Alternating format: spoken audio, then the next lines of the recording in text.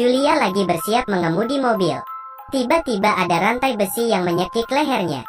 Pria itu mengancam Julia untuk menyalakan mesinnya. Mobil dibawa ke parkiran bawah tanah. Pria itu mengeluarkan Julia dari mobil dan mengikat kedua tangannya, lalu digantung ke rantai. Kemudian dia pergi. Pria itu datang ke dalam kamar. Dari monitor dia melihat badan Julia yang seksi. Julia terus memberontak. Akhirnya dia jatuh dari gantungannya. Dia segera mencari telepon di dalam bajunya untuk melaporkan ke polisi. Pria itu melihat Julia kabur, namun dia tidak khawatir.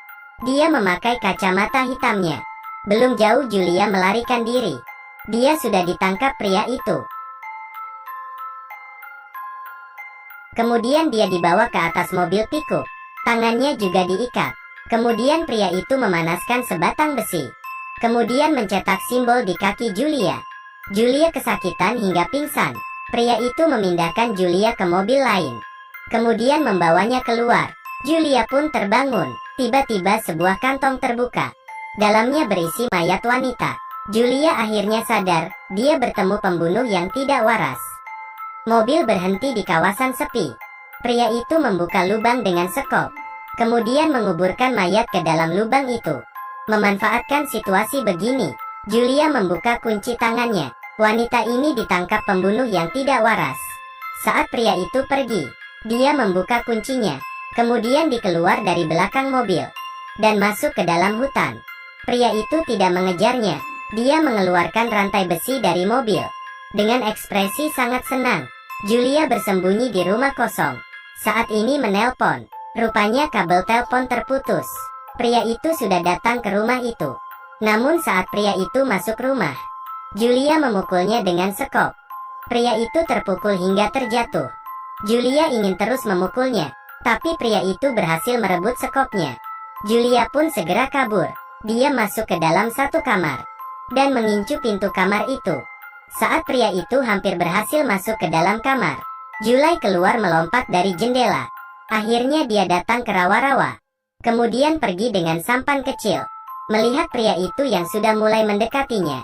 Untungnya, Julia sudah sampai di darat. Dia pun berlari ke sekolah lama. Pria itu pun mencarinya ke situ.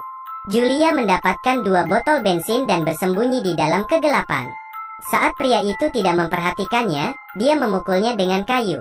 Kemudian dia meletakkan bensin di kantong dan menutup kepala pria itu dengan kantong plastik. Kali ini, Julia tidak buru-buru kabur. Dia menarik pria itu keluar dan juga meminta adiknya datang menjemputnya. Mereka memasukkan pria itu ke belakang mobil, kemudian membawanya pulang rumah. Pria itu diikat seperti seekor anjing. Sekarang semua sudah terbalik. Pria ini seorang pembunuh yang tidak waras. Dia selalu membunuh gadis muda, tapi kali ini dia masuk ke perangkap orang lain, sehingga dia menjadi mangsa wanita ini. Julia sengaja menjatuhkan kunci ke lantai. Pria itu pun mengambilnya. Kunci ini bisa membuka gemboknya. Saat dia keluar dari kamar, Julia menyerangnya dari belakang. Kemudian Julia pun segera kabur. Pria itu berusaha mengejarnya, tapi malah terkena perangkap di tangga. Dia berharap untuk menangkap Julia. Tiba-tiba semprotan air pedas mengenai mukanya. Pria itu yang baru sadar dipukul dengan panci hingga pingsan. Kemudian dia diikat di kursi dengan kawat besi. Julia memberikan alkohol ke luka pria itu, kemudian menyiksanya terus-menerus. Adiknya yang melihat kakaknya itu, dia juga ingin mencoba. Dia memakai baju seksi untuk memancing mangsa. Dia ke bengkel mobil. Dia pun menggoda pria montir di bengkel itu. Sepertinya, cowok itu biasanya tidak banyak menggunakan otak. Pria montir itu juga dibawa ke kamar bawah tanah. Kaki tangannya juga diikat. Tiba-tiba pria itu berbicara. Pria montir sangat ketakutan. Pria itu memberitahu kejadian yang dia hadapi. Pria montir itu semakin ketakutan. Seharusnya ini pertemuan yang indah, tapi siapa tahu menjadi pertemuan yang mengerikan. Pria itu mendapatkan 1 tang. Kemudian dia membuka kuncinya. Dia memutuskan untuk membalas dendam.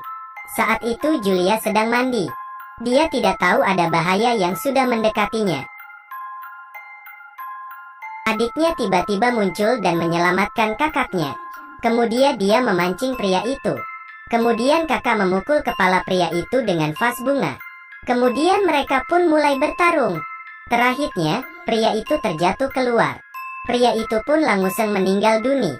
Saat film selesai, saya ingin bilang, saat orang tidak waras bertemu monster, sebenarnya mereka bisa bekerja sama. Tapi kenapa harus saling membunuh? Ingat subscribe dan like ya. Sampai ketemu di video berikut.